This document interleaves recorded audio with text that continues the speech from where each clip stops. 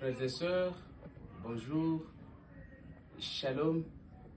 Vendredi, 15e semaine du temps ordinaire, année liturgique A. Les lectures d'aujourd'hui voudraient nous inviter tous à la miséricorde de Dieu. Dieu ne veut pas le sacrifice, mais plutôt la miséricorde. Voilà pourquoi, dans la première lecture, nous voyons le roi Ézéchias qui est malade d'ulcère et il a besoin d'un secours de Dieu. À travers le prophète Isaïe, le roi est confronté à une situation désastreuse où Dieu lui dit à travers la bouche du prophète Isaïe qu'il va mourir. Quand le roi a entendu cela, il va demander pardon à Dieu et Dieu accepte sa supplication et il lui pardonne. Et cette lecture, frères et sœurs, voudrait nous enseigner que dans la vie chrétienne, nous sommes appelés à faire confiance à Dieu. Celui qui s'est confié à Dieu, malgré dans les épreuves, la maladie, la souffrance, il reçoit toujours la solution près de Dieu. Quitte à nous demander, lorsque nous sommes dans une difficulté, lorsque nous tombons malades, nous nous confions à qui? Si le roi s'est confié à Dieu, toi, sœur, toi, frère, à qui te confies? Souvent, nous nous confions aux devins, nous nous confions aux personnes, mais l'unique qu'on peut confier nos difficultés, nos maladies, c'est Dieu, car lui, c'est un miséricordieux. Voilà pourquoi ce même thème nous envoie dans la deuxième lecture qui est l'Évangile.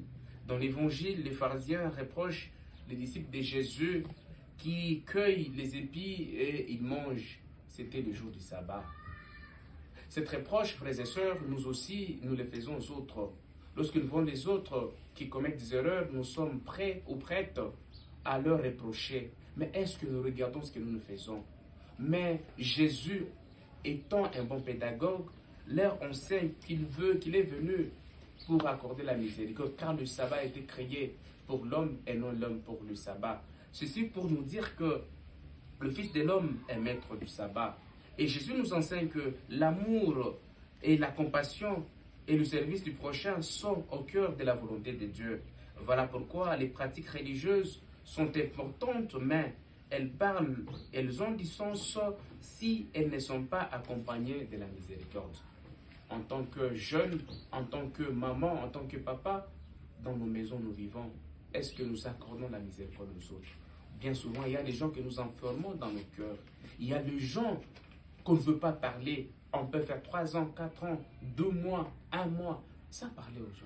Mais aujourd'hui, les lectures nous invitent à la miséricorde. Si tu as l'offrande que Dieu veut, tu te rappelles que tu as un problème avec quelqu'un, il faut d'abord rentrer, arranger avec quelqu'un pour que Dieu puisse accueillir ton offrande. Voilà pourquoi aujourd'hui, frères et sœurs, les lectures nous invitent à nous poser cette question suivante. Ma pratique de la foi me rend-elle plus miséricordieux? Est-ce que suis-je capable d'accueillir et d'aider ceux qui ont besoin d'être aidés? Et troisième question, est-ce que je fais passer l'amour